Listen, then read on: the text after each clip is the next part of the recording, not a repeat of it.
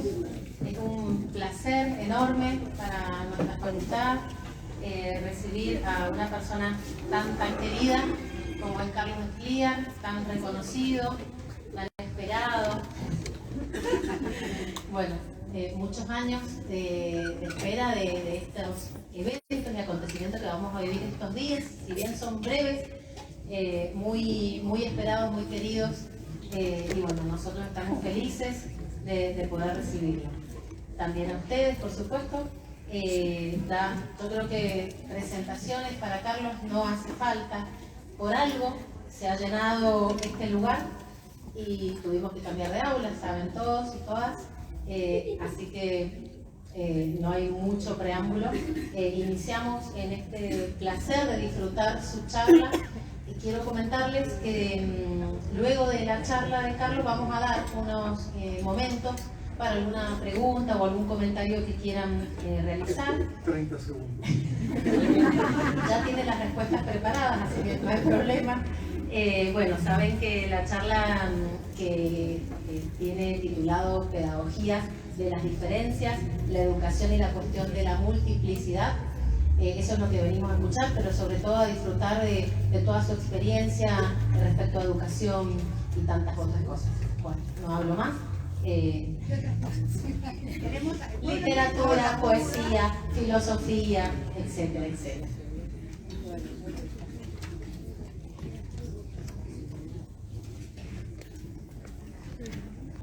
Bueno, buenas tardes. ¿Se escucha bien? ¿Así? Hola, buenas tardes.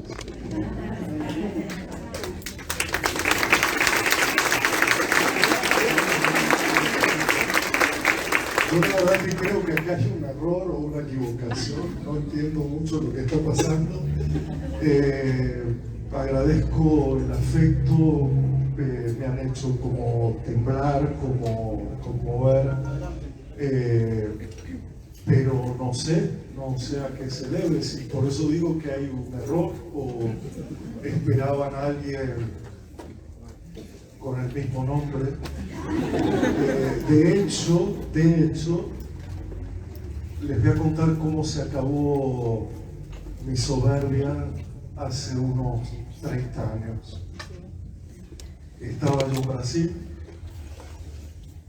a donde me fui a trabajar por 10 años, y a la semana me invitan de una universidad cercana donde yo estaba, y al llegar la profesora me recibe y me dice, bueno, bienvenido. Y veo un enorme cartel que atravesaba el arco de entrada de la universidad, que decía, bienvenido Escliar. Pero mi apellido estaba con C, no con K. Entonces yo le dije, sí, con este tono, le digo, muchas gracias, pero mi apellido es con K, no es con C. Me dice, no es para usted.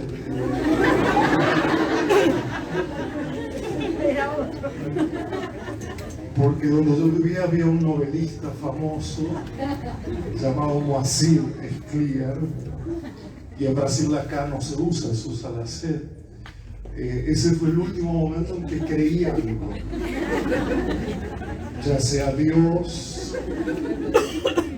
Así que para mí todo esto es una sorpresa, el interés, el cariño, que se hayan acercado. Siempre he tratado de sentir que lo que tenía para decir era un poco como austero, como, no sé, como tan pequeñito, y yo tan amante de lo pequeño, del gesto mínimo, que no me resisto a creer que pueda transmitirles algo así como un modelo, una idea ya terminada, acabada, estructurada. Por lo tanto, voy a tratar de hacer lo que hago habitualmente cuando estamos en encuentros públicos, y es contar o hacer el ejercicio de un pensamiento vivo al mismo tiempo que pienso, digamos, trato de contar lo que pienso, porque si no estaría yo como repitiendo y no valdría la pena tanto venir salvo para encontrarnos, si ya tuviera yo un discurso preestablecido o predigerido. Por eso para mí cada encuentro es como una duda de por dónde andaré, qué diré. Por lo tanto voy a leer 700 páginas.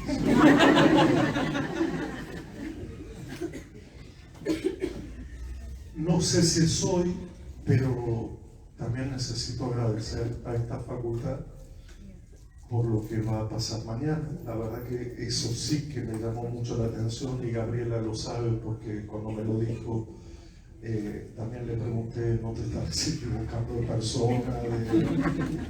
Yo que soy apenas un joven que estoy empezando, ya me van a dar esa cosa que es una marca del tiempo, es necesariamente una travesía, casi una hipérbole, ¿no? Que cuenta un inicio, que también cuenta una especie de a dónde estamos arribando. Es una marca del tiempo muy profunda para mí, casi una huella, pero yo fui profesor de aquí 28 años atrás. Para mí era un placer estar aquí, venir una semana por mes, si no me equivoco, aunque todos los recuerdos que tengo son falsos, porque me he inventado una vida que no es la mía, pero creo que hay que hacer eso, ¿no? Es decir, el poeta brasileño Manuel de Barros tiene un librito que se llama Todo lo que no invento es falso, todo lo que no invento es falso, y creo que estoy en eso, que ya a esta altura de mi vida prefiero como limar mi memoria, ¿no? Y que todo vaya más o menos bien con el pasado. Ya tenemos demasiado lío en el presente como para andar peleándonos con el pasado. De todas maneras, esta marca del tiempo me obligó a un ejercicio que yo no tenía pensado todavía. Y ese ejercicio es pensar retrospectivamente, tratar de hacer una especie de reelaboración de lo que hasta ahora he tratado de construir como ideas siempre provisorias, ideas siempre precarias, ideas no disciplinares, ideas no encuadradas. Hasta yo diría que lo que vengo a contarles es mi no metodología, ¿no? Mi no metodología. Soy muy no metodólogo, digamos, soy muy no metodólogo. ¿Cómo traducimos eso, no? Pero bueno, vamos a hacer ya el primer chiste con los intérpretes. Es sin H. No metodólogo. Pero intentaré como plantear una travesía, más que una travesía yo diría que es un laberinto, una encrucijada de problemas que espero den cuenta de un retrato imperfecto de cómo percibo la educación hoy en la tensión que tenemos entre otras, entre la nube y la tierra. Un poco esa idea de la educación se nos está yendo hacia la nube cuando en realidad nos falta poner más los pies sobre la tierra. Cómo volver a recuperar una idea terrenal de territorio, del presente, del aquí y ahora, del sentido. Cómo debatir algunas tensiones epocales, dolorosas. Si es verdad que ya no hay pandemia, pero cargamos en nuestros cuerpos todas las ausencias, los dolores de aquello que a mi modo de ver todavía no terminó, los efectos de aquello que llamamos pandemia todavía no son un recuerdo, son un presente, y por lo tanto intento reconstruir a partir de una discusión que viene desde hace tiempo hasta ahora una idea educativa que espero que pueda ser conversada, discutida con ustedes. Perdón, tanta introducción, estoy muy nervioso. Y voy a plantearlo como en 7 dimensiones, pero no jerárquicas. Lo que quiero decir es, aquí no hay primero, segundo, tercero, cuarto, quinto, sexto, séptimo. Aquí hay, iba a decir una palabra rara, una palabra académica, acá hay un quilombo Y lo puedo decir porque como estuve tantos años en Brasil, no tengo problemas en usar algunas palabras que significan otra cosa, aunque digan lo mismo. Quilombo, lugar donde se juntaban a festejar, a celebrar las personas de raza. Hoy es tan difícil decir esto, ¿no? Las personas de raza negra, todo eso, en los pocos momentos en que no vivían bajo condiciones de esclavitud, ¿no? Y entonces está lleno de quilombos Brasil, por suerte hay elecciones ahora. Pero lo que quiero decir con esto es que quiero plantearles caóticamente 7 dimensiones que no pueden ser entendidas como primero lo primero, segundo lo segundo.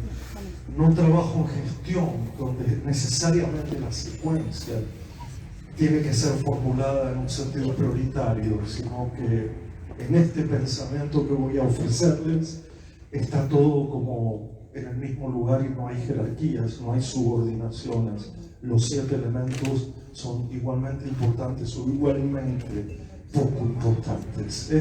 Esto para que también se entienda mi visión rizomática de la educación, de lo múltiple, no jerárquico, donde todos los elementos importan, donde todos los elementos cuentan, estén donde estén, en la periferia, en el centro, afuera, adentro, abajo, arriba, nos da igual.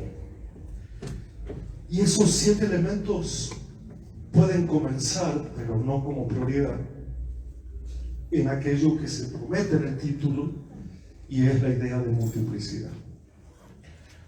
Voy a comenzar por esta idea, porque es la más ardua para mí, la que más tiempo ha llevado, la que me parece que menos encarna, a pesar que la diferencia, las identidades, la diversidad parecen ser vocabulario cotidiano en nuestras escuelas, en nuestras universidades.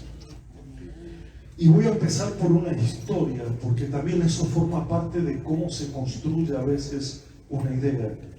Si se construye de una forma autónoma, aislada, autorreferida, o si tiene que ver con escuchar, y a partir de escuchar y de mirar, prestar atención a algunas cosas que ciertas personas dicen, y al decirlas nos hacen ponernos a estudiar, a darle una densidad teórica a un testimonio, a una idea veraz, a una idea verosímil de alguien que supone encarna el título de lo que trabajamos nosotros, ¿no? El otro, la diferencia, la alteridad. Hace muchos años, una persona que había vivido procesos que comúnmente llamamos de exclusión y de inclusión, nosotros llamamos así, pero una persona que había vivido en ese vaivén, en ese cóctel, en ese mar absolutamente agitado de estar afuera, estar adentro, periferia, centro, etc., ante una pregunta absolutamente banal como las que hago cuando converso con la gente: ¿qué tal, cómo estás? ¿Qué decís? Le pregunto cómo te han tratado en tu historia educativa, para saber cómo te han tratado, ¿no? Pues esa idea de ser tratado.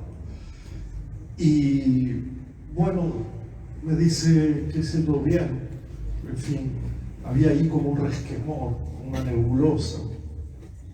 Y se me ocurrió preguntarle cómo te hubiera gustado ser tratado, ¿no? En vez de cómo te trataron, cómo te hubiera gustado ser tratado. Una pregunta un poco sobre tu lugar, ese lugar que no se puede sobornar, que no se puede corromper, que es la soberanía del individuo. Y preguntar, bueno, desde tu historia, desde tu biografía, cómo te hubiera gustado que te trataran. Y utilizó una palabra que me llamó mucho la atención, porque esa palabra, que es tan coloquial, luego pudo ser formulada de una manera muy contundente. La palabra fue, o la expresión fue: me hubiera gustado que me tratasen como a cualquiera. A cualquiera es peyorativo, cualquiera es yo no soy cualquiera, no me trates como cualquiera. En mi historia esa palabra representaba un poco una condena, una marginación.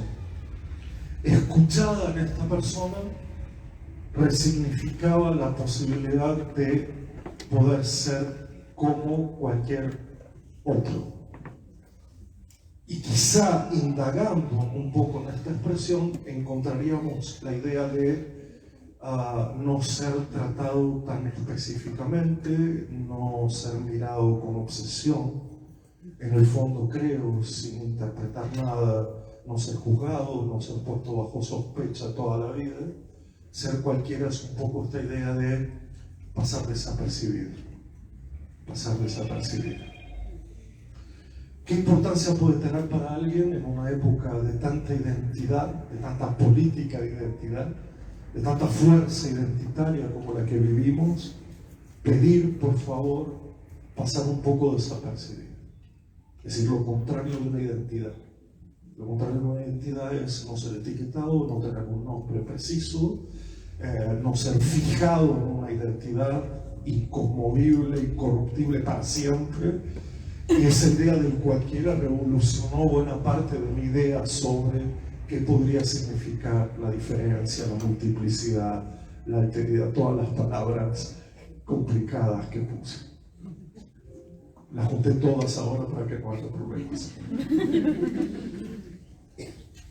Luego, claro, cuando algo te llama la atención desde el punto de vista del trabajo, lo que uno hace con personas, con la gente, esas palabras pueden ser buceadas teóricamente, pueden ser pulidas teóricamente y encontrar algunos efectos más allá del testimonio individual. Sobre todo para generalizar un poco, para poder darle a esta idea una entidad mayúscula y no solo ligada a una persona en concreto. Y claro, ahí encontré en un filósofo italiano llamado Giorgio Agamben la idea del cualquierismo. Vamos a esperarla porque hasta que llegue al ismo, cualquierismo, la propiedad de ser cualquiera.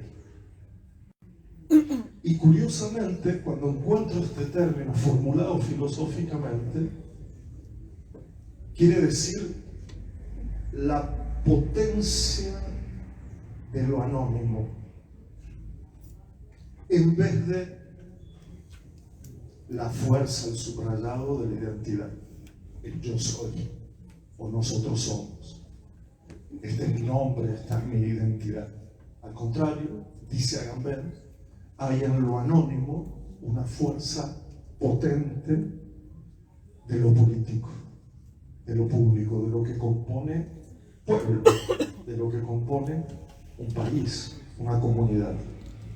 Poder ser cualquiera podría ya anunciar la posibilidad de no tener que ser siempre los mismos, de no repetirnos en una única identidad establecida de una vez y para siempre. Ustedes entenderán la resonancia que puede tener esta idea, que tuvo esta idea, porque ya es bastante antigua en este marco teórico, y en la configuración de ciertas pedagogías que hemos desarrollado, la idea de estamos en una comunidad de cualesquiera. Estamos en una comunidad cualesquiera donde nadie necesita levantar la mano y decir yo soy, ni justificar su presencia, ni explicar su existencia, ni decir de qué barrio viene, ni decir qué familia tiene, ni qué le pasó antes de estar aquí. Simplemente nos encontramos entre cualquiera y podemos entonces dirigirnos, eso que tenemos para ofrecer, dirigirlo a cualquiera. Ahora, pudo haberse interpretado como no importa quién eres. Cuando uno es cualquiera, parece que no importara quién eres, quién sos. Pero fíjense que la idea de multiplicidad ligada no tanto a la identidad de cada uno, sino a lo cualquiera, permite hacer el siguiente juego, que es es evidente que me dirijo a cualquiera, es evidente que somos todos cualquiera, todos somos cualquiera, y esto genera efectos específicos en cada una y en cada uno. Ya lo sé. Ya sé que cuando entro a un aula, a una sala, a un lugar, estamos los cualquiera. Porque cualquiera debería poder estar aquí. Sobre todo en educación pública, que el lugar no es un lugar privado que puede poner obstáculos o poner un molinete para ver quién sí y quién no. Porque esa pregunta es una pregunta sobre la identidad y no sobre la cualquieridad. Y es muy hermoso cuando uno le puede decir a cualquiera: me da igual quién seas, me da igual, no me da igual, pero me da igual. Ese es el gesto, me da igual. Me da igual, además fíjense que ya empieza a aparecer la palabra igual, igual. Ni homogéneo, ni uniforme, sino igual. Me da igual quién seas, bienvenida, bienvenido, aquí estamos. Vamos a hacer cosas juntos. Y esas cosas que vamos a hacer son para cualquiera. Son para cualquiera. ¿Por qué? Y voy a empezar ya a mostrar cómo es difícil sostener que cada principio de los 7 que quería decir los puedo mantener separados. Los puedo mantener separados.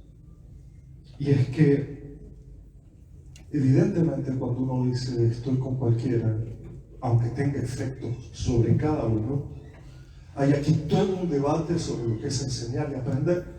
Yo podría decir que enseño a cualquiera y que aprende cada uno, contrariando todo el sistema educativo, diciendo, bueno, cada uno aprende. Es decir, tampoco puedo estar totalmente obsesivo o obsesionado con ver cómo aprende cada uno. No, yo me dirijo a cualquiera y cualquiera ya sabrá. Me interesa, claro que me interesa, Gabriela, me interesa saber cómo se aprende y todo eso. Pero después, primero hay que cualquierizar un poco. Piensen ustedes, tipo de 8, 8 y media, cualquiericemos. Y si quieren, al fin del día preguntamos: ¿y vos cómo estás? Vos particularmente. Porque en la medida que el tiempo va pasando en una relación entre cualesquiera, los efectos individuales ya se perciben. Y hay un momento en el que ya no estás hablando con cualquiera, sino que estás hablando con cada uno. Esto que estoy diciendo te lo estoy diciendo a vos, no a cualquiera, es para vos.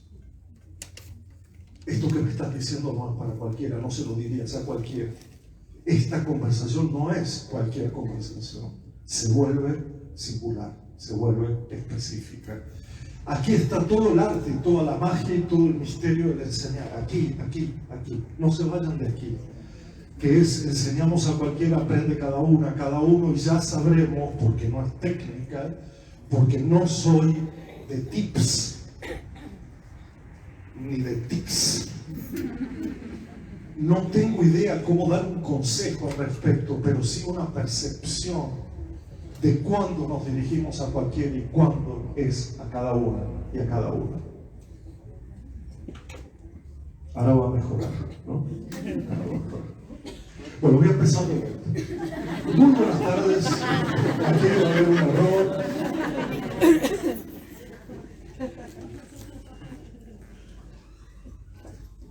Está claro que cualquiera es la multiplicidad no identificada, una multiplicidad. Punto de partida y no problema. Creo que hemos entendido mal y hemos puesto la multiplicidad como problema, y lo contrario, que podría ser lo uno, lo único, lo uniforme, como aquello que está bien. Y sin embargo, en esa inversión que hay que hacer, que es inversión teórica, es inversión de práctica, es inversión de afecto, la multiplicidad no es el problema. Lo que es el problema es esa uniformidad inexistente que se transforma en norma, que se transforma en regla. Lo contrario de la multiplicidad es lo uno. Al veces me sale así, cuando digo lo uno, perdón, lo uno. Cuando lo uno es lo único, lo uniforme. Cuando en educación hablamos del mundo, del único mundo. Cuando hablamos de la vida, de la única vida. Cuando hablamos de la escuela como única escuela. Y es en ese momento donde hay que multiplicar todo. ¿Qué hace un educador? Multiplica. ¿Multiplica qué? La idea de vida, la idea del mundo. Multiplica qué? La idea de escuela, la idea de encuentro, la idea de identidad. Multiplica todo. Dada una singularidad, la multiplica. Sobre todo ¿para qué? Para que el mundo no sea mi mundo, para que la vida no sea mi vida, y porque aquí está el principio fundamental de la multiplicidad, que es la idea de recomenzar. Lo que tiene lo único, lo uniforme, es que todo muere allí, todo acaba allí. Eso es lo que tiene lo uno. Cuando dice uno que es uno, es que todo acaba en la unidad, todo se concentra allí y muere la multiplicidad. Multiplicar. Y cuando uno multiplica, lo que encuentra es la gran posibilidad que la educación tiene que brindarle a cualquiera. La palabra aquí es recomenzar. Y esto necesita una pequeña aclaración. Estamos debatiendo si la escuela resuelve las inequidades, si la escuela resuelve las desigualdades sociales, económicas, políticas, culturales, lingüísticas. Y me parece demasiada carga para las instituciones educativas. No digo que las escuelas históricamente no hayan intentado contribuir, ayudar a aplacar un poco los problemas sociales, económicos, políticos, etc. Sin embargo, y esta es una pregunta álgida a mi modo de ver, es una pregunta difícil incluso de pronunciar, pero tengo la tentación por un momento de decirles, yo creo que no, que las instituciones educativas no pueden resolver la inequidad subyacente. Otra cosa es si deben, si quieren, pero no pueden. Esto obedece a un plano mayúsculo llamado política pública en salud, no solo en educación, en prevención, en redistribución de los ingresos, en tantas cosas que nuestro país, nuestra región todavía está en deuda. De todas formas, cabe preguntarnos si la escuela no resuelve la inequidad, ¿qué tiene para ofrecer de específico? ¿Qué tiene la educación que da, que no lo da ninguna otra cosa en este mundo? Y es la oportunidad de recomenzar. Miren, esta palabra también me fue dada, escuchada. ¿Qué es recomenzar? Está claro que todos ya tienen una historia, una pequeña o gran historia. Está claro que ya hay una biografía, que ya hay un cuerpo, hay una historia natural del nacimiento, hay una historia familiar. Lo que hace uno no es contradecir esa historia, lo que hace uno es dar la posibilidad de ir para otro lado. Lo voy a decir de la manera más descarnada que pueda. Está lleno de chicos y de chicas en este país, en esta región, en este mundo, que lo que piden no es solo comida, no es solo prevención de droga, no es solo trabajo o dejar de trabajar, no es solo campos de refugiados, que por supuesto, sino que es, quiero hacer otra vida, quiero tener la posibilidad de no repetir, de no ser heredero de mí mismo, de no haber nacido de tal manera y tener todo mi destino tomado por el nacimiento.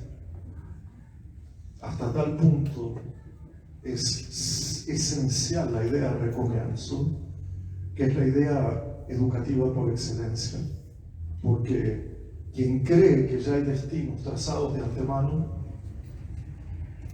a mi modo de ver, y lo digo con toda la humildad y sin ofender, no educa, Porque el principal gesto educativo es que podemos tener otra vida, que no la que nos ha tocado, que podemos hacer otro mundo que no el que nos ha tocado. Y esa es la educación.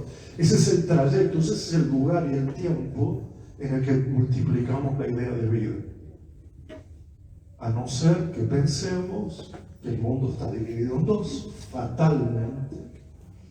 Están los niños que nacen con buena suerte, digamos, como les gusta decir a algunos, y los que nacen con mala suerte. Y lo que va a hacer la educación pública es tomar los niños con mala suerte y los de buena suerte irán para otro lugar, ¿no? ¿Qué es un lugar más privado, probablemente, más privado, en el que no sabemos demasiado cómo se forman, cómo se educan, que después nos gobiernan, por supuesto, después gobiernan lo público, ¿no? Muchas veces. Entonces, creando una curiosa trayectoria entre lo público y lo privado, pero para que la idea de recomienzo se entienda, eso piénsenlo en cualquier niño o cualquier niña cuyo nacimiento se ve afectado por lo que sea, desde violencia familiar, desde un cuerpo con muchas dificultades de desplazamiento, desde cualquier condición que en esta sociedad está considerado desgraciada. Lo que la escuela hace no es afianzar una identidad desgraciada. Lo que la escuela hace es crear una sensación de recomienzo. Lo repito una y otra vez. En cada nivel hay que pensar cómo ofrecemos la posibilidad de recomenzar. Y eso es justamente la travesía contraria a la que se está haciendo en estos momentos, donde depende de dónde vengas, depende de tu barrio, depende de dónde hayas estudiado, depende de quién sean tus padres. Los destinos parecen estar marcados, son cartas marcadas.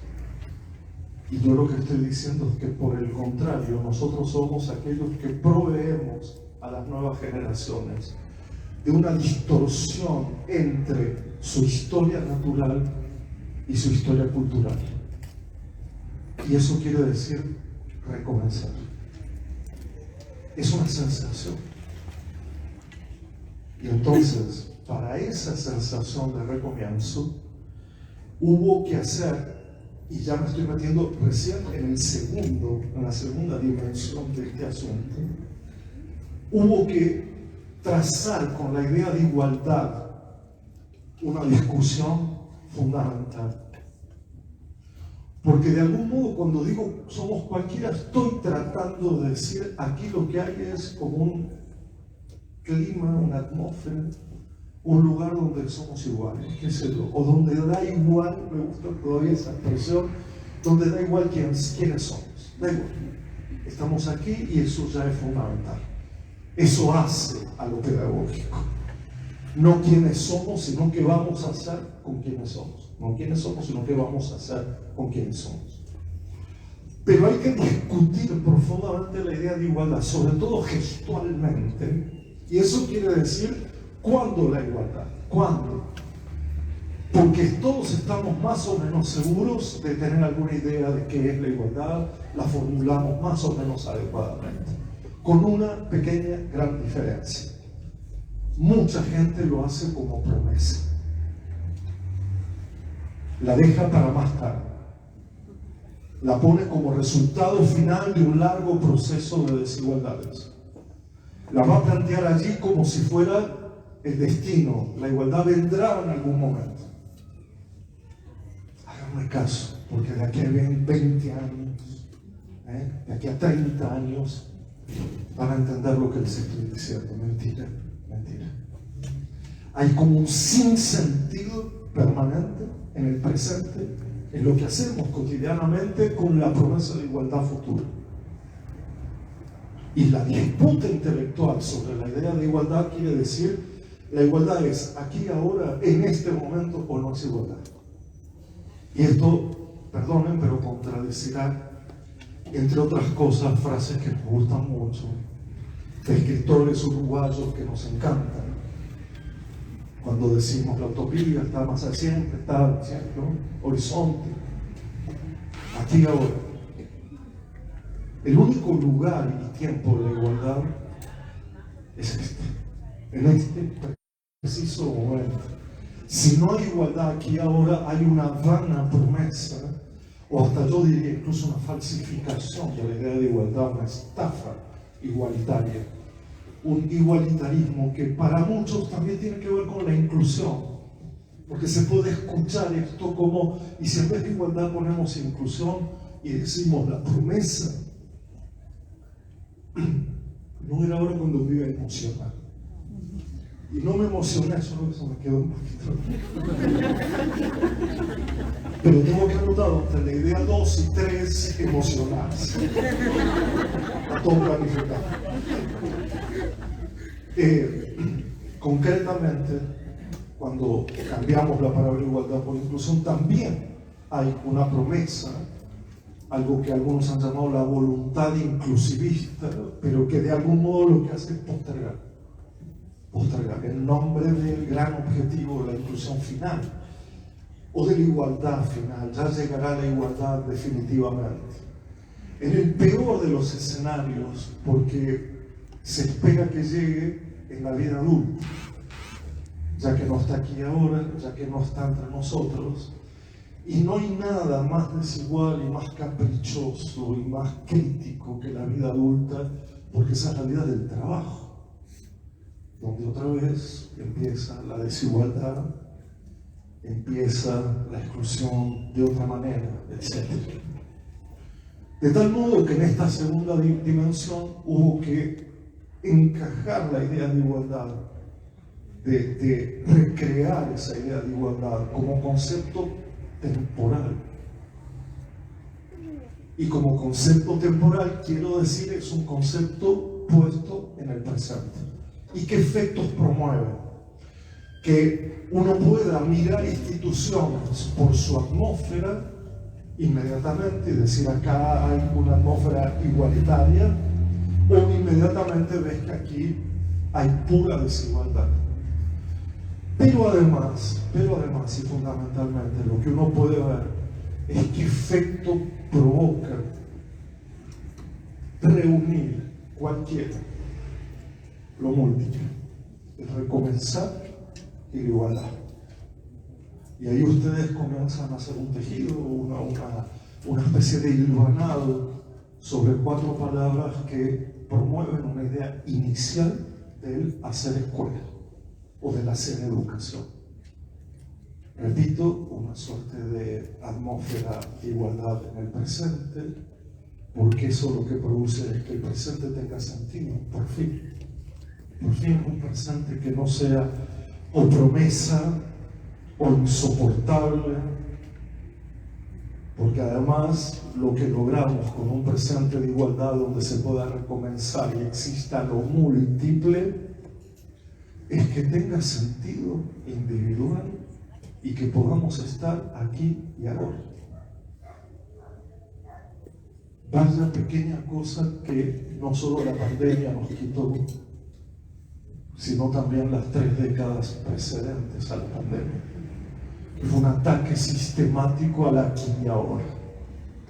Y enseguida lo voy a retomar para mostrar la importancia que tiene que las cosas tengan sentido en un presente, que el presente solo se puede entender como lugar y tiempo a la vez, no separados.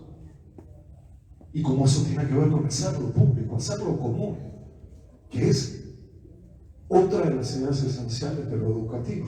No es el triunfo individual, no es el éxito individual, es la constitución de una comunidad completamente distinta a las comunidades vigentes en los medios de comunicación, en la industria del entretenimiento, etcétera, etcétera. Y esto tiene que ver con la idea de hacer escuelas, claro, de hacer escuelas. Es la tercera dimensión que la exploraré muy rápidamente, porque hacer escuelas quiere decir que no están hechas, que se hacen, que no hay modelo final, que no hay modelo consagrado, que no es verdad que hay una idea final a la cual no llegamos porque somos incompetentes, precarios y poco claros. Es que no hay una escuela terminada. No hay una escuela ya acabada, no hay un modelo exterior a nosotros mismos. No hay un modelo de una comunidad que siempre está en movimiento y en conflicto. Lo público es así, se hace todo el tiempo. Su tiempo verbal es el gerundio, estamos haciendo escuelas. No es un tiempo verbal, hicimos escuela, ya está hecha la escuela. O nunca llegamos a hacer escuela. Estamos haciendo, es un trabajo cotidiano, es un trabajo comunitario. Y eso de hacer escuela nos va a enfrentar al debate que la pandemia relevó, subrayó, pero que venía también de mucho antes, que es esa polémica tan extraña entre función de la educación y forma de la educación. Lo que es una polémica apasionante es que podemos dedicarnos toda la noche, toda la vida a discutir para qué sirve la escuela, para qué sirve la universidad, para qué sirve formarse, para qué sirve la capacitación. Todos somos funcionalistas de alguna manera, todos. Todos anotamos o tenemos alguna idea del para qué sirve. El problema es que en tiempos de un utilitarismo tan extremo como el que vivimos, hacer esa pregunta es una pregunta utilitaria, de provecho, de finalidad, mezquina, que es preguntarse para qué me sirve.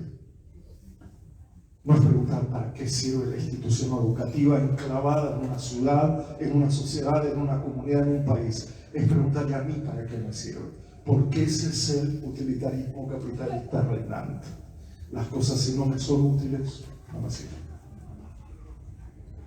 Y mi discusión no es tanto sobre para qué sirve la escuela, para qué sirve la universidad, sino cuál es su forma. Y esto tiene un interés tan especial porque está perdiendo su forma. La está perdiendo. ¿Cómo me doy cuenta que la está perdiendo? Porque otras generaciones, pero también nuestra generación, para no andar diciendo estos jóvenes, estos chicos, nosotros o nosotres, lo que hemos hecho es emitir, transmitir información desde cualquier lugar a cualquier hora, lo que hace que la educación se parezca a cualquier plataforma y que haya perdido su propia especificidad.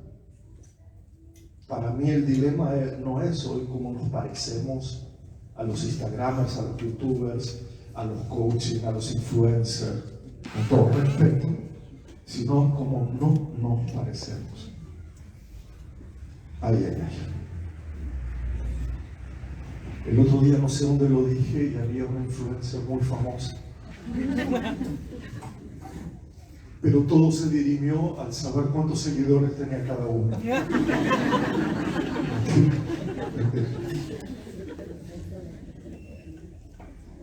Porque ahí lo que se juega es la idea de el aprender, que ya lo retomaré casi al final, como un juego de información, opinión personal,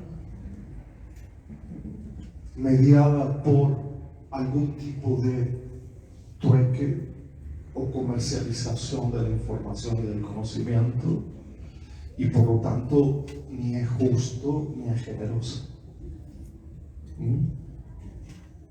Es decir, que quienes trabajamos en el mundo de lo público no especulamos con lo que sabemos, con lo que tenemos, porque lo que sabemos y tenemos no es personal, es colectivo, siempre. De tal manera que en la discusión de la forma y no tanto de la función, es volver a revisar el tiempo y el lugar en el que hacemos educación. ¿Qué tiene este tiempo formativo que no tiene otros tiempos? En una época del 24/7, es decir, de las 24 horas por día, los 7 días a la semana. ¿Qué tendría el tiempo formativo que no tienen otros tiempos? Pero además, ¿qué tiene este lugar educativo? Este lugar como hábito, como habitar, que no tienen otros lugares. En una época, repito, en la que estamos todo el tiempo en una hora permanente, ahora. Ahora voy a ver cómo se hace el guiso de lentejas en YouTube. Ahora voy a mirar la última canción de Drexler con Pedro Guerra. Ahora voy a hacer Open English en 3 meses. Ahora, y es una hora permanente sin aquí, otra vez sin territorio, sin terreno, sin tierra. Por lo tanto, sin ancestralidad. No hay historia ni memoria de la tierra cuando no hay un aquí y ahora compartido. Lo que va a llevar a la 4ª dimensión. Tengo miedo ahora de apurarme para ir hasta la 7ª. Un maestro que me dijo alguna vez: nunca avises cuántos puntos vas a analizar, porque la gente ya al 4º, 5º se empieza a poner muy fastidiosa, muy nerviosa, y uno todavía no dice 6 y ya están pensando en irse, y si todavía faltan 2, dale. Sobrevolar el 4º elemento, que es que yo no puedo hacer este análisis de la multiplicidad, de la idea de igualdad, del hacer escuela, sino y de la discusión entre función y forma de lo escolar, de lo educativo, si no hago un profundo repaso de la relación entre la época en la que vivimos, a la que no le he podido escapar todo este tiempo, y esa relación tan extraña que cada época tiene con la educación, que cada época tiene con lo formativo. Aquí yo tendría que dedicar horas, y creo que buena parte de lo que está concentrado en este punto va a ser el tema de mañana. Es decir, si les pareció que no dije nada y todavía tienen ganas, mañana tenemos otro encuentro en otro lugar, y donde con menos tiempo quizá plantearé más esencialmente la relación o las relaciones entre época y educación, pero sucintamente. Está demasiado naturalizada la idea que la educación sirve a la época en la que está. Está demasiado identificado que nuestra tarea es servir a los tiempos que corren. Lo digo lo más literalmente posible. Los tiempos corren, el mundo es así como es, está como está, y la educación parece que tiene que acompañar la velocidad, la urgencia, la aceleración de la época. Ya hay propuestas de empleo para bebés de 3 meses. Ya se está imaginando ese desarrollo ligado al futuro epocal. La época reclama determinado tipo de individuos, determinado tipo de comunidades, y la educación en gran medida se entrega a ello, desde los más pequeñitos hasta la universidad. Las universidades hacen programas de negocios, posgrados, totalmente vinculados a la época, que probablemente en un par de décadas dejarán de existir. Porque ya saben, cada crisis borra las exigencias adaptativas que hasta el momento parecían fundamentales. Y si ahora la exigencia adaptativa es ser veloz, apurarse, la crisis de la pandemia mostró que tal vez eso no tenía mucho sentido. Lástima que no pudimos disfrutar un poco, por el dolor, por la muerte, por la enfermedad, claro, pero lástima que no pudimos disfrutar la idea de un mundo que se separa, de un mundo que puede detenerse un poco, de que las cosas naturales del mundo no son nada naturales. Y como dice un amigo mío, un filósofo brasilero, él estuvo 15 minutos contento por la pandemia. Le alcanzó con 15 minutos porque después ya estaba el dolor y las sombras de la pandemia. Pero esos 15 minutos en que de pronto advertimos que el mundo podía pararse, que ese vértigo, esa velocidad, ese ir hacia ninguna parte como el hámster en la rueda, no tenía ningún sentido, era disparatado. Pero las instituciones educativas tienden en gran medida a acompañar eso que llamamos los atributos de una época y que están naturalizados.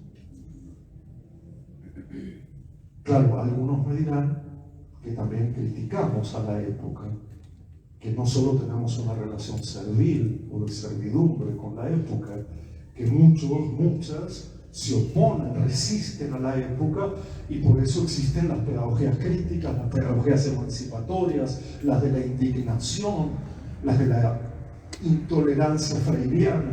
Claro, hay mucho de crítica a la época, y hasta yo diría la pedagogía se separa en estos dos grandes grupos: los que se adaptan servilmente a la época y están contentos de la vida de ser híbridos ahora, fascinados con que la coyuntura sea permanente, contribuyendo incluso desde posiciones progresistas a que la escuela se vaya con Google, se vaya.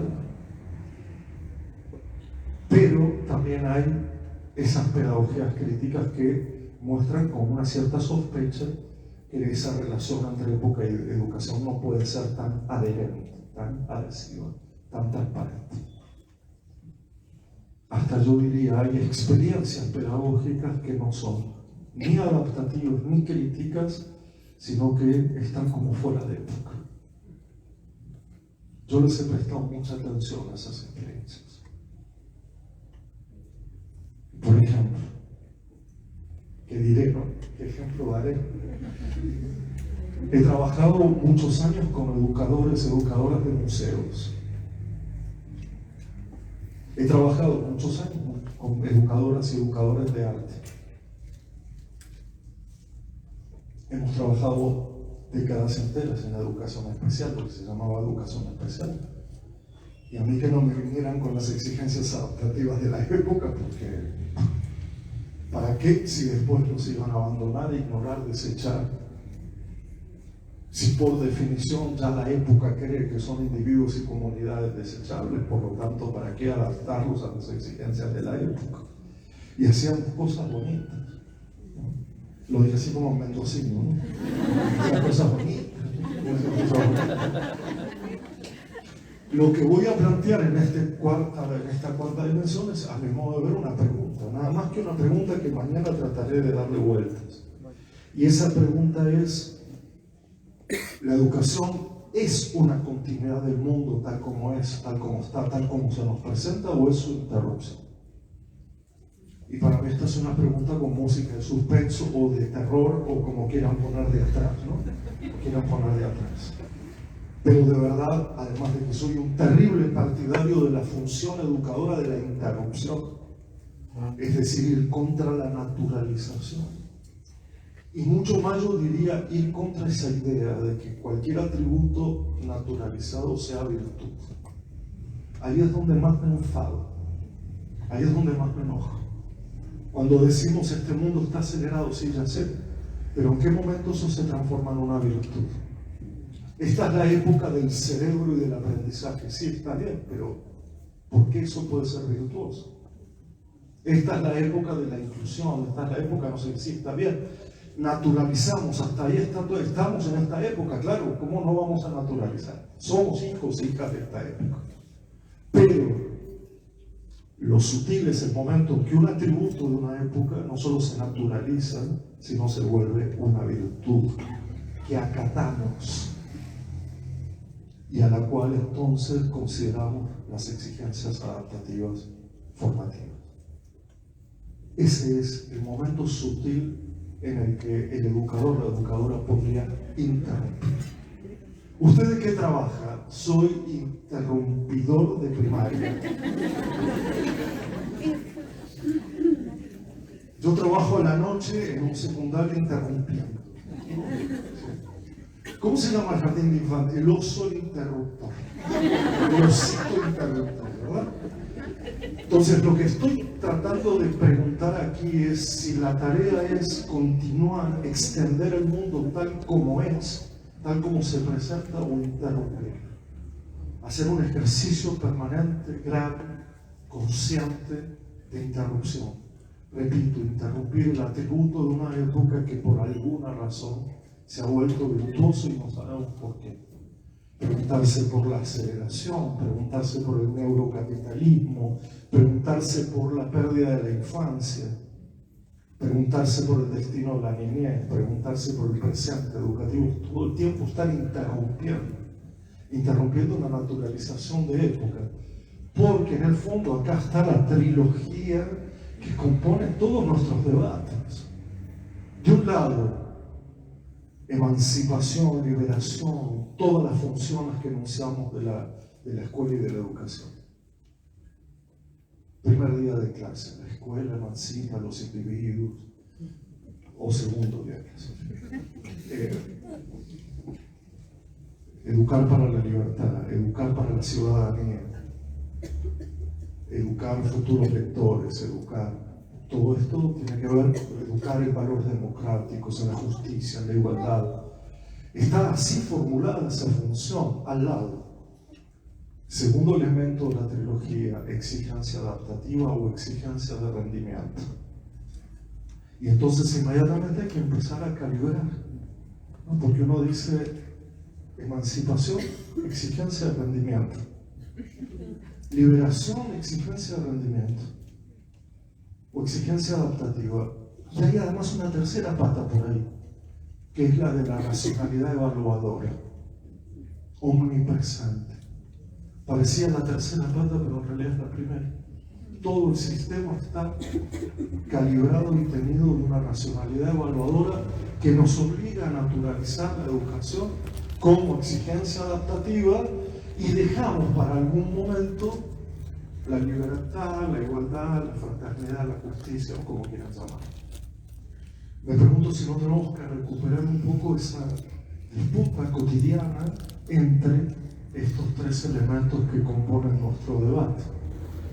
Porque lo peor sería abandonar la idea de igualdad, democracia, justicia, en nombre de el mundo es como es, la escuela es como es y las exigencias son estas. De hecho, para eso vamos al quinto elemento, que es una película de terror, y que tiene que ver con retomar una idea que he formulado en varias ocasiones de entender la educación casi como sinónimo de conversación.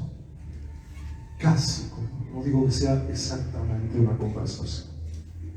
En algún momento he dicho, sin conversación no hay educación.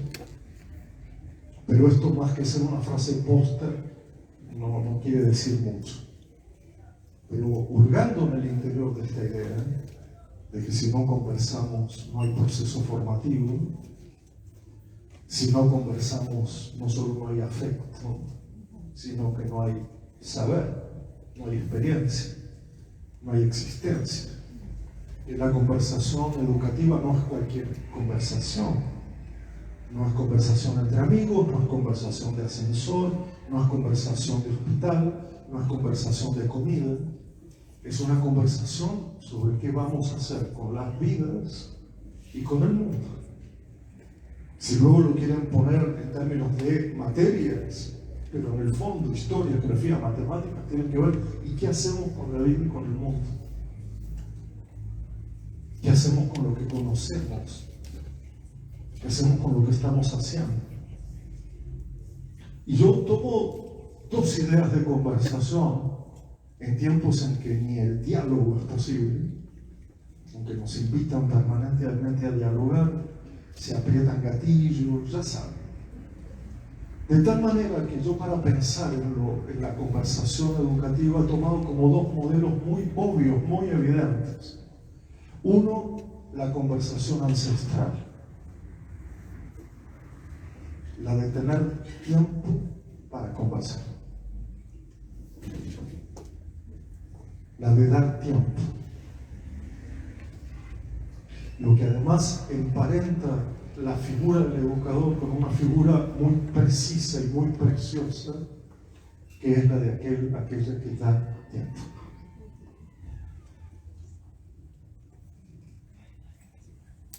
Y que no es hipócrita con el tiempo que da. Aquel que dice quiero que los chicos lean, le da tiempo para no solo les da la lectura, les da tiempo para leer.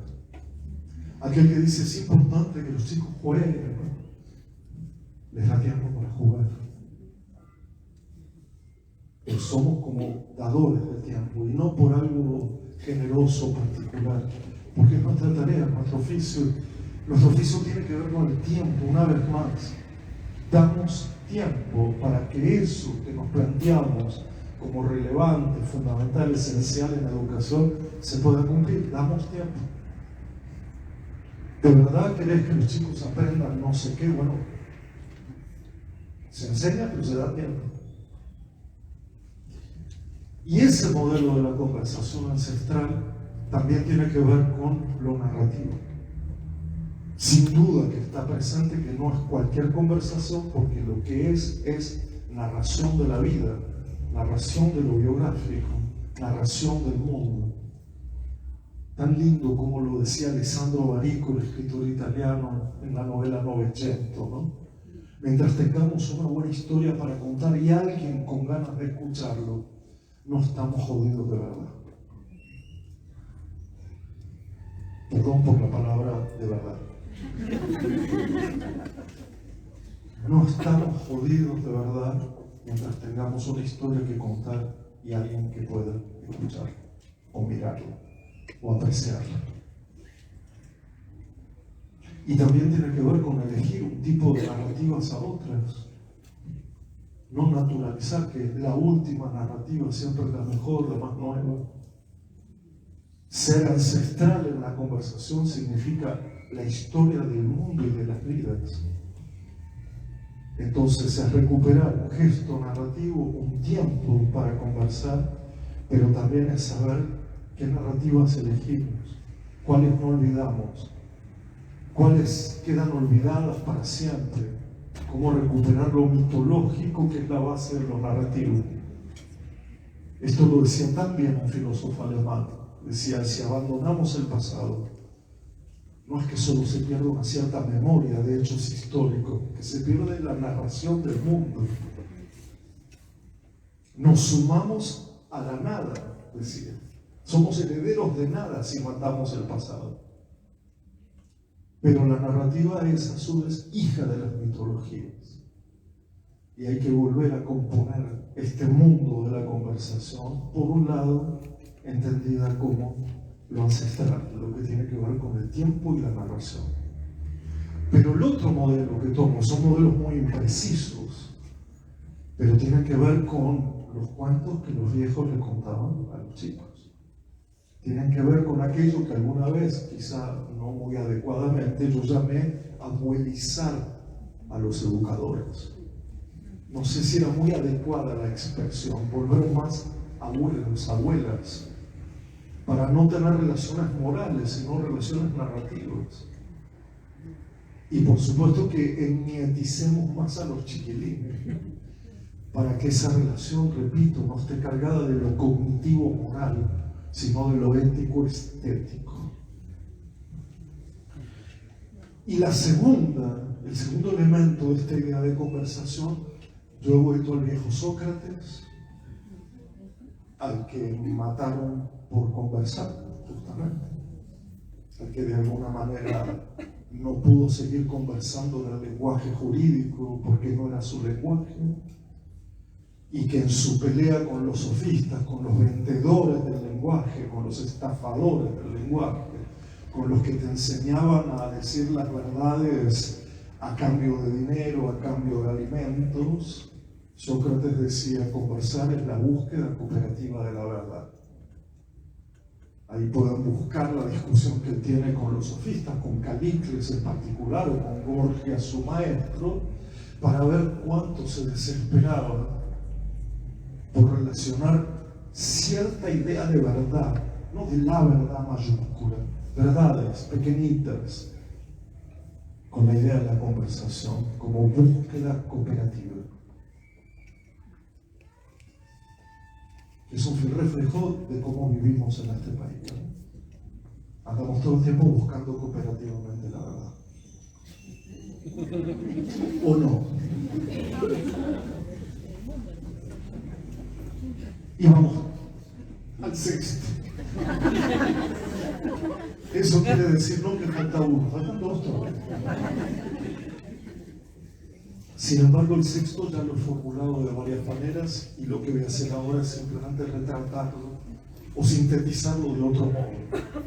Lo múltiple, la igualdad, el hacer escuelas, la relación entre época y educación, volver a una idea de conversación y entonces entender el presente, en el que todo esto tiene algún sentido, algún valor no lucrativo, valor formativo, si está en el presente, si se expresa en el presente.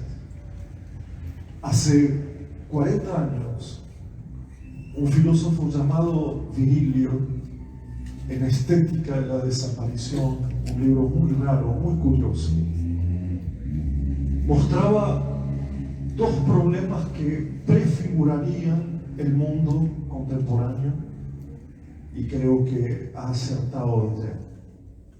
Él decía, y de ahí yo tomé lo del aquí y ahora, es imposible construir lo comunitario, lo público, lo de todos y todas, si no hay un tiempo y un lugar que se junten. En los años 80, cuando ya empezaba Internet, todavía no las redes sociales, él escribe este texto mostrando que la gran tarea comunitaria significaría volver a reunir el aquí y el ahora. Y en parte esa fue la desesperación una vez que supuestamente la pandemia terminó, que era que lo primero que teníamos que hacer era volver a entender el sentido del aquí y del ahora.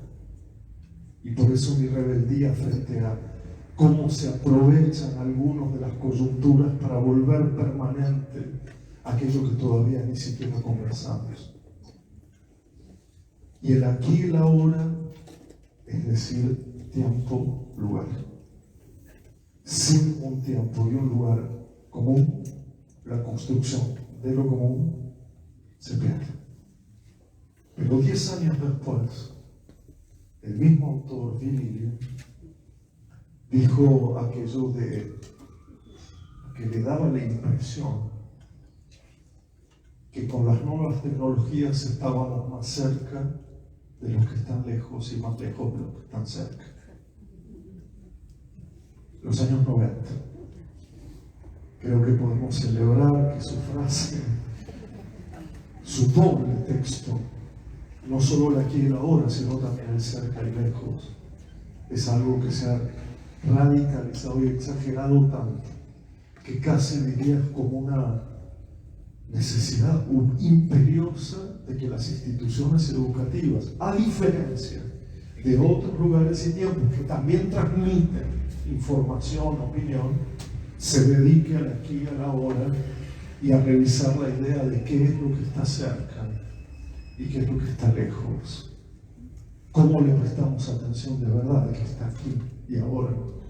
Cómo para eso tenemos que desatender la ilusión comunicativa de que nos podemos conectar con cualquiera en cualquier lugar del mundo mientras se mueren de hambre aquí al lado tuyo, mientras están los vagabundos de tu barrio, mientras está el amor de tu vida aquí al lado.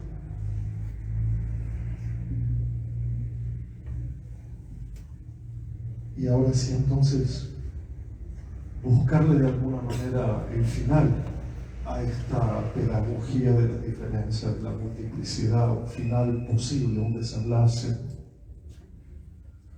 En la historia de la educación siempre ha habido también dos grandes tendencias y matices intermedios, pero que podríamos llamar a una de ellas la tendencia de la preparación. Entender la educación siempre en un sentido de lo que prepara para otro momento, de lo que de alguna manera desatiende lo presente en nombre de una cierta construcción del futuro, la preparación, el preparacionismo. Esto que no entendés para qué es, pero que ya verás que te servirá para después. Pero que no solo tiene grandes trazos, también tiene trazos muy pequeñitos. El solo estudiar lo que me conviene, el solo estudiar lo que permite una adaptación más rápida a las exigencias del mundo como mercado, es de alguna manera buscar aprendizajes utilitarios que te preparen para ese mundo que es el que es, que es el que está. Pero también hay una idea de la educación que no está tan atenta a lo que será prepararte, sino que más bien la podríamos llamar la educación como comunidad de pensamiento. Es decir, es una idea bastante distinta, un poco difusa, pero que tiene que ver con cómo hacer un tejido social, cultural, distinto a los tejidos sociales y culturales en vigencia. Y sobre todo, los más sexistas, los más patriarcales, los más violentos, los más racistas, los que destruyen la niñez y no permiten que haya infancia, y que por lo tanto no buscan tanto preparar, sino que lo que entienden es que lo que vale tomar en cuenta es el momento, y que haya una comunidad de pensamiento que va a sostener ese momento. Hasta yo les diría que se puede pronunciar esta segunda tendencia como aquel objetivo histórico de querer no que se preparen para una vida futura, sino que puedan pensar por sí mismos. Y así la bibliografía lo describe, ¿no? Si la educación tendría también como meta no tanto preparar para no sé qué, sino de alguna manera ayudar a que cada uno, todo el mundo va a pensar por sí mismo. Siempre que pensar no sea jerárquico, pensar. De lo primero de la preparación no depende mucho de nosotros y nosotras que eso se pueda hacer, porque no está decidido por las comunidades educativas ese mundo al cual hay que adaptarse, al cual hay que prepararse. No resolvemos nosotros en qué dirección va el mundo. Bien quisieran. Pero eso se resuelve en otro plano. Que haya robótica a los 3 años no fue resuelta por una comunidad. Y no lo estoy discutiendo, me puede parecer bien, no tiene que ver con eso. Tiene que ver con quién decide que la educación sea una preparación para algo. Y tengo la impresión que no lo decidimos nosotros. No sé a ustedes qué les parece, pero tengo la sensación que lo que sí decidimos nosotros es crear comunidad de pensamiento. Es decir, capaces de ciertas lecturas, capaces de sostener ciertas conversaciones. Y tengo mucho miedo que se abandone esta idea en nombre de la preparación, de que dejemos de ser comunidad de pensamiento y que la gente pueda pensar por sí misma para cuando tenga que prepararse para lo que vendrá, pueda de verdad tomar decisiones en una cierta libertad, con una cierta conciencia. Compongo el rompecabezas o dejo las piezas totalmente sueltas, pero de alguna manera quise expresar que para mí la educación se dirige a una multiplicidad, a una cualquieridad, en una atmósfera de igualdad, donde hacer escuelas, discutiendo palmo a palmo la relación de la educación con la época, en un clima de conversación ancestral, verdadero, verosímil, transparente, con los pies puestos en el presente, con esa idea de no preparar tanto como sostener mucho más, y terminó con la dimensión que faltaba, que es la infancia. Y lo que simplemente quiero decir aquí, aunque ahora como hay cambio de intérprete, voy a hablar 20 minutos más para que pueda cumplir su turno, ¿no?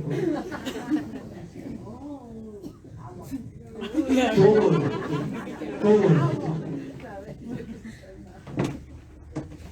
para mí debe tener un efecto potente, inmediato, en el inicio de lo educativo, y que es hacerlo con la niñez, hacerlo ya, ahora, en este momento, pero dándole infancia, no preparándola para después. Es decir, dándole tiempo, dándole otra relación con el tiempo, otra experiencia, otra existencia. Porque para mí lo que está en juego hoy es, ¿se ha perdido la infancia en la niñez? Sí, pero sobre todo se ha perdido la infancia en la humanidad entera. Y yo sé que esto no lo puedo decir en un cargo de gestión, ¿no? Hay que darle infancia a la niñez, me importa muy poco. Lo que quiero decir con esto es, hoy quizá todo lo que he tratado de plantear se traduzca en una acción muy inmediata, que es, este mundo necesita infancia, madurar hacia la infancia, aunque parezca un contrasentido. Pero infancia no como 0 a 6 años, infancia no en el sentido psicológico, no en el sentido pedagógico, sino infancia como aquello que permite otra relación con el tiempo, otra relación con el conocimiento, otra relación con el cuerpo, otra relación con la ficción, con la invención, porque después es demasiado tarde. Y esta es la mejor definición de infancia que he encontrado en lo poco que he explorado a lo largo de la vida. Un escritor mozambiqueño portugués, Mia Couto. Infancia es cuando todavía no es demasiado tarde. Infancia es cuando todavía no es demasiado tarde. Y creo que eso sintetiza buena parte de lo que intenté decir. Nosotros trabajamos en eso que se llama todavía no es demasiado tarde. Ni fatalismo, ni cierre de escuelas, ni cierre de universidades, sino por el contrario, afirmar, reafirmar, elaborar a cada minuto que todavía no es demasiado tarde. Salvo en este momento que me parece que ya es demasiado tarde. Muchas gracias.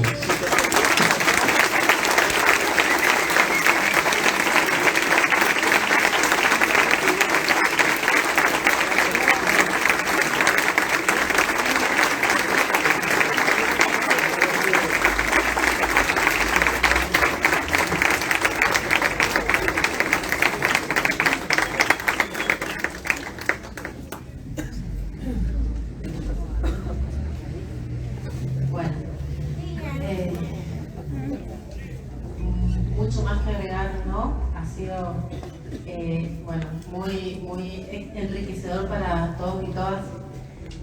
Nos vamos con muchos pensamientos y cosas para seguir reflexionando. No nos vamos. Quédate ahí.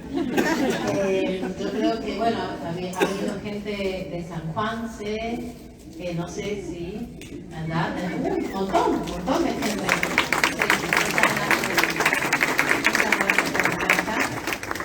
También muchas personas de nuestra facultad, de otras facultades también, seguramente. Muy bien, en Instagram está en vivo. Buenísimo, entonces tenemos muchas personas más. Aquí y ahora. Bueno, las épocas. Hoy amerita esto. Abrimos unos minutos de comentarios, preguntas, dudas, inquietudes que han quedado. Levantan la mano si allá al final una persona y allí también. ¿Quieren levantarse a ver si escuchamos? Sí, cómo no. Como soy preceptora, quizás me pueden escuchar todos. ¿Me escuchan bien? Sí. ¿Usted me puede escuchar? Sí, pero no me grites. Sí, te escucho muy bien. Tengo la voz alta nada más. Como les acabo de decir, soy preceptora. Trabajo en un CENS, el CENS 481 Mercedes Sosa. Y me acabo de emocionar tremendamente porque lo último que usted ha dicho me ha remitido a mi estudiante de 74 años, Y entonces ha valido la pena. Ya lo hoy, ya recorrido que he hecho de jóvenes y adultos, siempre preguntándome cómo voy a relacionar la infancia con mis estudiantes, y me acaba de dar una linda respuesta. Así que, primero, gracias. Lástima que demoré 1 hora y tanto en llegar. Es interesante porque hubo algo de verdad. Pero esto, muy interesante poder rescatar que es necesario valorar el tiempo de volver a la infancia, porque nunca es tarde, porque mis estudiantes vienen heridos, muy heridos, no tan solo por la pandemia, vienen heridos de las trayectorias que vienen de sus estudios. Entonces usted me ha traído a todos mis estudiantes todos los tiempos. Esto, gracias por darme una idea de que vamos bien. Espera, Sí. no te vayas. No me voy. Es medio difícil. Podríamos pensar un poquito sobre volver hacia la infancia, porque yo dije lo contrario, es ir, no volver. Ah, bien. Como un lugar complicado para muchas y muchos, eso de volver, además de ser, o de pensar la infancia solo como melancolía o como esperanza, ¿no? Como ese lugar donde todo es posible, o ese lugar donde nada fue posible. Cuando dije lo de madurar hacia la infancia, es buscar permanentemente esa idea de infancia en nuestras vidas. Volver tal vez sea imposible. Volver tal vez sea imposible. Sí, se ve que sos de la Valle de Sosa. Gracias a la vida. Pero te quería decir por lo siguiente. Mira, yo siempre recuerdo los diarios de Virginia Woolf, cuando ella dice algo así como que daría todo por volver, aunque más no sea un segundito, a sentarse en las faldas de la abuela, sentir su aroma y escucharle contar aquellos cuentos. Pero también dice, eso es imposible, porque lo imposible es la atmósfera, esa recuperación de la atmósfera que le daba sentido a aquello que nos pasaba en la infancia y que no se puede recuperar. Lo que podemos hacer es llevar hacia adelante eso que nos ha pasado. No olvidarnos, claro, del cuento, del regazo, del canturreo, del aroma, del patio de la escuela, lo que sea. Pero todo el tiempo buscar en el instante ese Dios generoso, que batalla contra la cronología, contra la secuencia, contra la finalidad, contra el provecho, contra el utilitarismo. Buscar en el instante todo el sentido de nuestra experiencia, de nuestra existencia. Eso es ir, no es volver. Me gusta lo que está diciendo, porque en realidad cada vez que los estudiantes y yo y mis compañeros vamos a la escuela, tenemos instancias en donde revivimos la sensación de la alegría y de la libertad. Y eso me parece que es lo que es ir hacia la infancia. Sí, sí. ¿Sí ahí? Bien. Vamos bien. Bueno, de acuerdo. Vamos bien. Caballero. Sí, no, me gustó mucho tu charla, te felicito, la verdad. Gracias. ¿Qué nota le pondríamos? Bueno, una cosa que me llamó mucho la atención de lo que decías al principio tiene que ver con esta idea de recomenzar en la educación, ¿no? La idea de que lo que nosotros tenemos que tratar en el aula es de recomenzar. Y al mismo tiempo pusiste en algún momento la tensión entre lo que la escuela debe y lo que la escuela puede. Y me surgieron un conjunto de preguntas respecto de lo que vos decías, que tienen que ver justamente con esta relación, ¿no es cierto? En toda tu charla estuviste hablando mucho acerca de lo escolar como un tiempo, ¿no es cierto? Sabemos, ¿no?, que originalmente el concepto de escuela tiene que ver justamente con ese tiempo libre, ese demorarse, ese durar, que está en lo educativo, en la escuela específicamente. Pero muchas veces la experiencia docente nos lleva por otro tipo de comprensión acerca de ese tiempo, ¿no? Porque muchas veces nos cuesta demorarnos en la escuela, ¿no? Entonces, lo que yo te quería preguntar era cómo recomenzar justamente en ese espacio que se habla entre el se puede y el se debe, en una escuela en donde justamente no sobra el tiempo, no que siempre falta, y cómo nosotros podemos habitar. Vos hablas del habitar también, ¿no es cierto? Hay un concepto de Agamben que es la idea esta de vida habitante, ¿no? Que me parece muy interesante. ¿Cómo habitar ese espacio, ese tiempo, ese lugar que es la escuela? ¿Sí? Teniendo en cuenta que siempre nos encontramos en esa tensión, en esa falta de tiempo, justamente en un aula, para decirlo como lo decías, un aula cualquiera, de cierta manera. ¿Sí? ¿Cómo habitar ese tiempo? Ese tiempo de lo imposible, de lo que no podemos como docentes y de lo que debemos como docentes, ¿cierto? ¿Cómo habitar esa aula cuando nunca tenemos tiempo para habitarla como nosotros quisiéramos? ¿Sí? Y en relación con lo que decías respecto de la pandemia, la experiencia, por lo menos yo como docente tuve una experiencia totalmente distinta a la que vos decís. O sea, la pandemia fue un momento donde, al todo lo contrario, fue cuando más me faltó el tiempo. ¿Sí?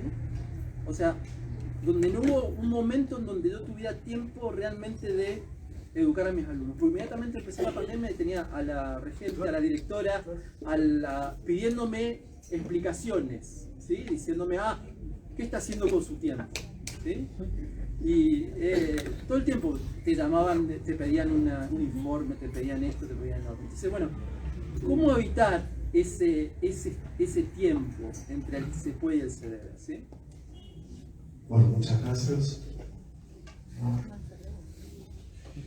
No hay contradicción. Yo lo que decía era que uno de los peligros mayores que había ocurrido durante la pandemia era, dado el frenesí de la continuidad, que se deslizara nuestra actividad a un 24/7, lo que impediría que nuestro tiempo y nuestro lugar sea específico. Entonces, es exactamente lo que estás diciendo sobre no tener tiempo. Al contrario, yo nunca dije que la pandemia sea una experiencia de tener tiempo. No. Lo que simplemente dije es qué raro haber visto la detención del mundo por un ratito, nada más. Qué raro haber visto que los cruceros de la gente rica no puede salir, qué raro que los aeropuertos no salgan los aviones, qué raro, dije, no como experiencia. Pero inmediatamente todo fue tenido de una falsa idea de continuidad cuando la experiencia que estábamos viviendo era la de la interrupción. Entonces, ahí sí que perdimos la oportunidad de una pedagogía de la interrupción, de qué pasa cuando los interrumpen. Porque ahí se desnaturaliza lo que hacíamos por simple hecho de repetición. Y esto es lo que habría que discutir también, ¿no? Ese momento en el cual el simple hábito de repetición pierde sentido. Entonces, en mi discusión sobre un atributo de aceleración del tiempo, o de urgencia, o de prisa, o de no hay tiempo que perder, entra la propia confrontación de nuestra tarea. Y creo que la batalla está planteada tal como lo hiciste, está planteado entre ser artesanos del tiempo, querer dar tiempo y no tenerlo, ¿no? Un poco esa imposibilidad.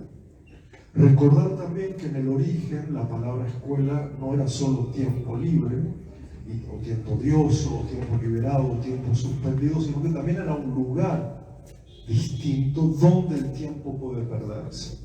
Desde el comienzo era tiempo y lugar, y repito, ahí hay una especificidad que quizás estemos perdiendo, y que en la pandemia claro que se perdió, que diferenciaba lo que estabas haciendo vos de un teletrabajo como cualquier otro. En cuanto a tiempo y lugar, digo. Entonces, la recuperación de la especificidad, tiempo y lugar, va a volver a plantear el problema de ambas cosas, de la forma de lo escolar, digamos. Que no solo escuela, es la forma de lo escolar, me refiero en el sentido general y formativo. Yo no sé si la solución es dar 1 hora más de clase por día, porque no es de ese tiempo que estamos hablando. Estamos hablando de otro tiempo, es el tiempo no de preparación, no de entrenamiento, no de ejercitación, es un tiempo para crear comunidad de pensamiento y por lo tanto es un tiempo distinto, no un tiempo más. Es un tiempo distinto. El único tiempo distinto, la única rebelión del tiempo que se conoce, desde los griegos, las cosmogonías, las cosmopercepciones espirituales de las civilizaciones, ha sido el instante. No hay otro tiempo. No es el tiempo del después, no es el tiempo del ayer, no es el tiempo del mañana, no es el tiempo que vendrá, no es el tiempo que se promete, es que en este momento lo que vale la pena abre una brecha en el tiempo cronológico y ahí nos quedamos. Es en esa detención que estoy hablando. Es ser muy perceptivos de cuando ciertos instantes merecen la pena, no ser masacrados, no ser abandonados, no ser ignorados y quedarse allí. Porque por otro lado el instante no tiene duración. No puedes decir voy a demorar este instante 15 minutos más, ¿no? El instante es pura intensidad y no sabes cuánto te va a durar.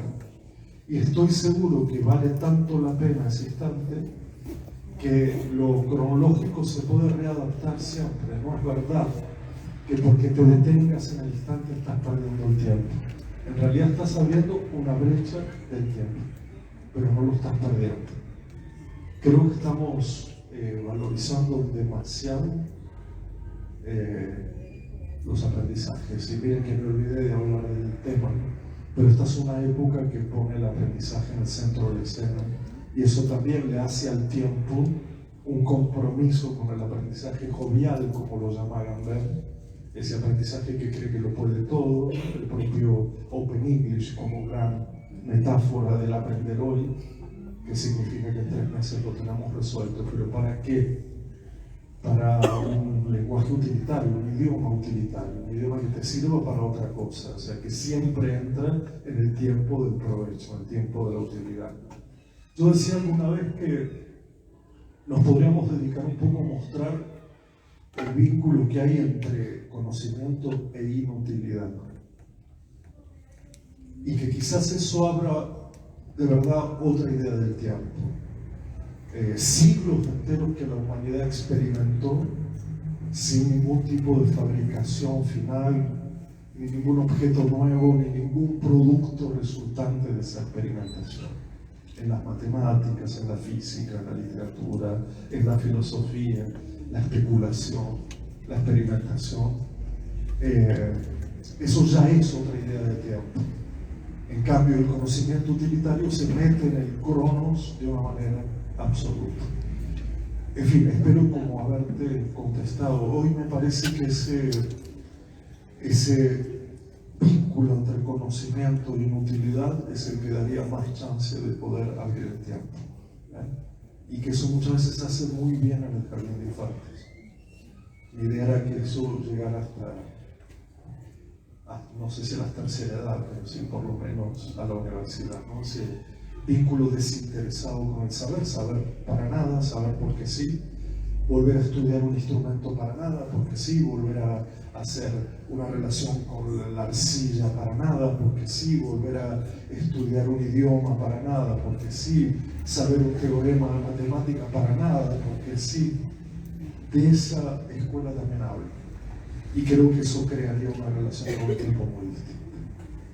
Bueno, no sé si te contesté, pero me gustó.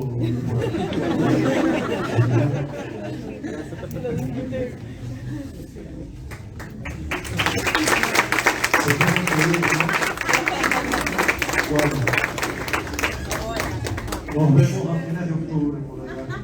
Muchas gracias por haber venido. Y no, solo estoy hablando con gente de San Juan. Allá hay una pregunta, creo. No, solo Catamarca. Gracias. Buen viaje. Me emociona mucho también, como decía la compañera, me emociona mucho escucharte. Sí, siempre que escucho, te veo, termino emocionándome. Cosa que me alegra todavía poder emocionarme de las palabras de una persona. Con respecto a lo del tiempo, la semana pasada yo trabajé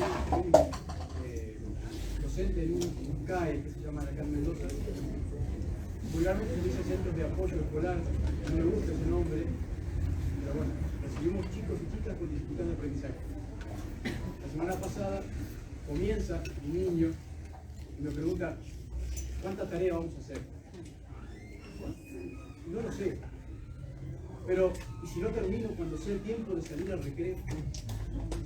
Entonces le digo, vamos a salir al recreo cuando vos termines esta tarea, cuando todos terminemos, salimos. Me gusta mucho la palabra, últimamente vengo pensando mucho en la palabra de la potencia. Creo que en esto del gerundio que vos jugabas al principio, creo que tenemos que quedarnos más en la potencia. Hemos recibido, o hemos aprendido que la potencia nos tiene que llevar al acto inmediatamente, digamos.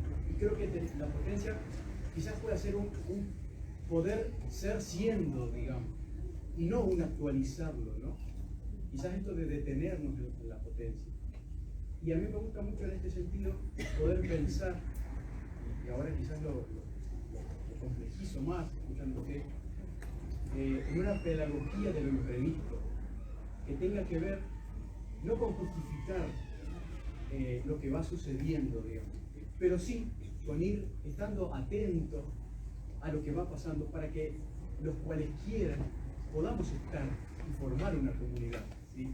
Porque si no, es como que se van cayendo y bueno, se tenía que caer, ¿no? Entonces esto de la potencia quizás sea, bueno, seguir, me gusta esto de recomenzar y lo transformo, si me permiten, la recomensalidad, siguiendo esto de la igualdad, de la multiplicidad. La recomenciación.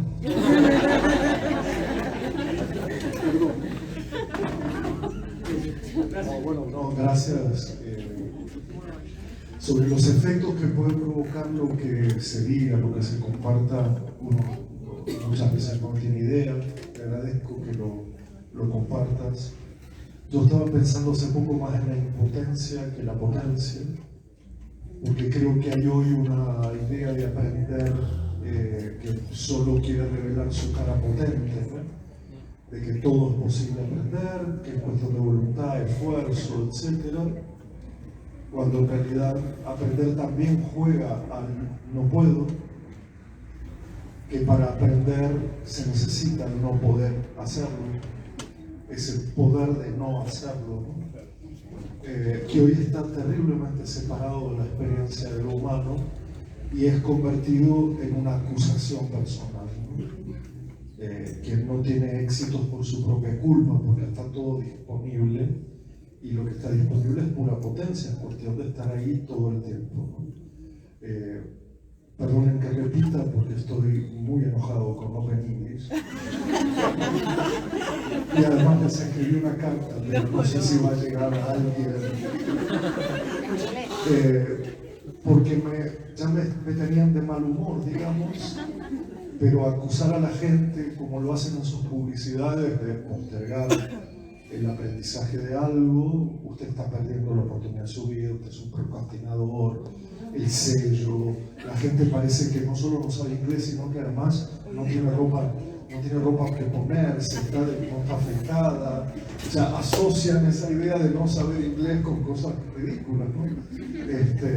Al fin y al cabo, el mal del mundo, hay hambre porque no sabemos inglés prácticamente. Entonces, esa idea jovial de pura potencia en el aprender, la quisiera como abordar también por el lado de el no saber, el no poder, dándole otra acogida, otro hábitat, que no sea el del fracaso de los 60, que no sea el de la pobreza de los 80, 90, que no sea la pospandemia solamente, sino entender el no poder aprender de una manera mucho más justa, ¿no? Esa es un poco la idea.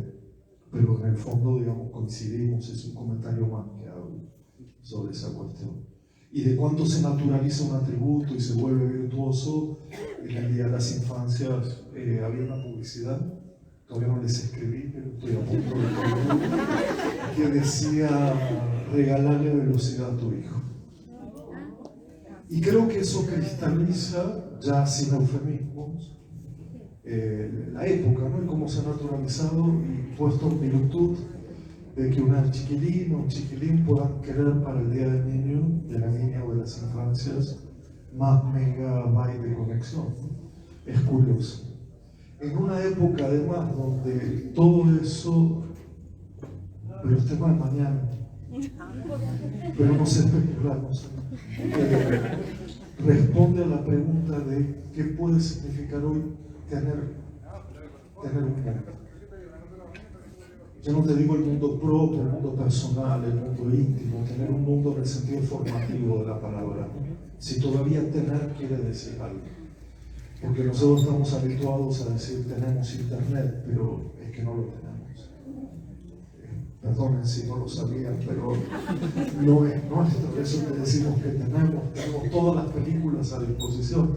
No tenemos ninguna película. Antes teníamos porque hacíamos archivos con objetos, con materia, pero ahora no tenemos. O sea, aumenta Netflix, dejamos de pagar y no tenemos más películas, ¿sí? Hay un corte, un apagón y no tenemos internet, pero eso metafóricamente puede llevar a la pregunta de que el otro día me hizo una mujer con una trayectoria muy particular, me dice, me han tenido toda la vida con esa pregunta de ser alguien en el mundo, ¿no? Estoy como muy cansada de esa pregunta y de esa exigencia. En todo caso es hacer algo en el mundo, no ser, pero sobre todo me dice, me gustaría tener algo en el mundo, tener un mundo, como si el mundo tuviera desposeído de esa posibilidad, ¿no? Pero eso mañana a partir de las 10 de la mañana.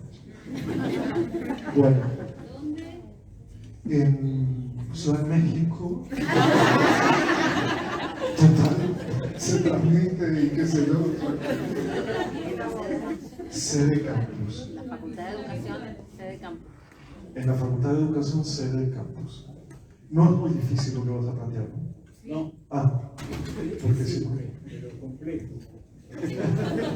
Me quedó una duda en esto de que ¿dónde queda el yo que no soy tú? Ahora que sé que soy cualquiera, digamos. Bien.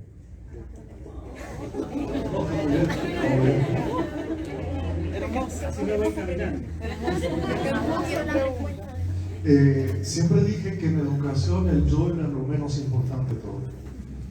Pero en este sentido, no quito singularidad, no quito singularidad. De hecho, dije que el efecto de cualquiera inmediatamente es en milésimas de segundo la singularidad. Por lo tanto, ahí no hay borramiento del yo, no hay pérdida del yo. Pero lo que alguna vez he tratado de pensar es que si lo que hacemos en educación dependiese del tuyo y del mío, estamos jodidos. Eso es lo que quise plantear. He conocido, por ejemplo, un profesor cuyo yo era no lector. Y le pregunté cómo hacía para que su yo se ocultara y que los chicos, chicas que estuvieran con él pudiesen tener gusto por la lectura pese a su yo, para que su yo no les pese a los otros yo de ellos y de él. Ya podemos jugar a esto, ¿no? Hermoso, ¿sí?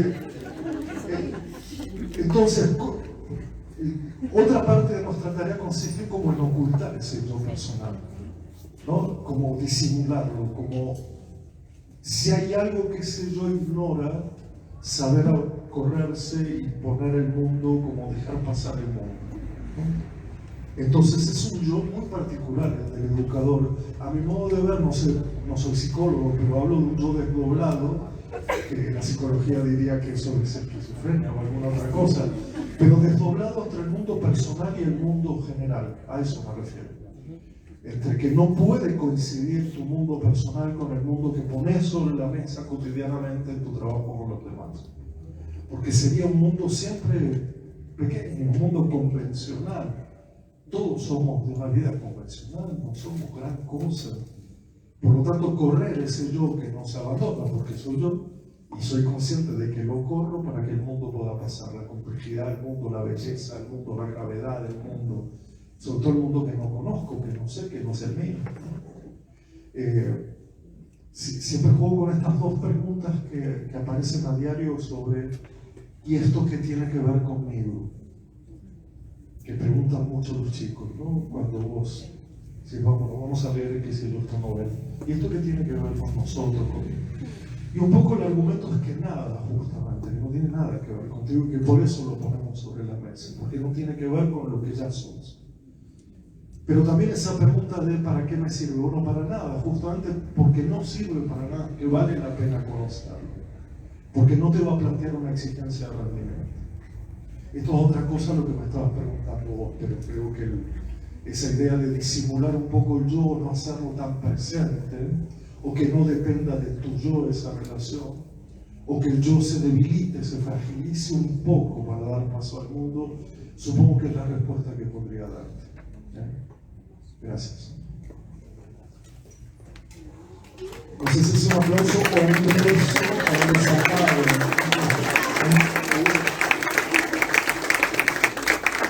Bueno, muchas gracias a los que se quedaron, a los que se fueron tarde.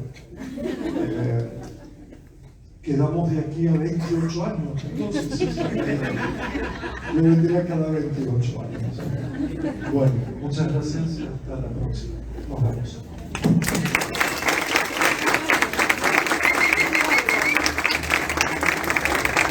Déjame que diga una cosa nada más. Vos preguntaste al principio si nos habíamos equivocado en hacer esta distinción y en convocarte. Y creo que sobradamente están las pruebas de que no estamos equivocados y que te mereces la distinción que esta facultad decidió dar.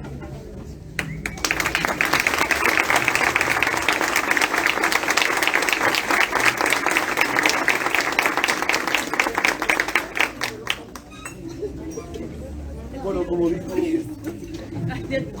Nietzsche, vamos. Supongo que lo habrá dicho.